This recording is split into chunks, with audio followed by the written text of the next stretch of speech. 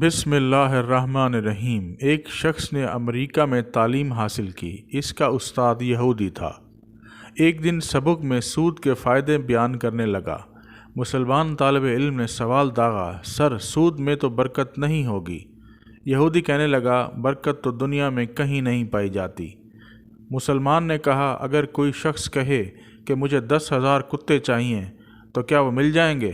اس نے کہا نہیں۔ پھر پوچھا، اگر کوئی شخص 10,000 بکریاں مانگے تو کیا ابھی مل جائیں گی؟ جواب آیا، ضرور مل جائیں گی۔ مسلمان نے کہا، کتے کے ایک وقت میں 10 بچے ہوتے ہیں جبکہ بکری کے صرف 2۔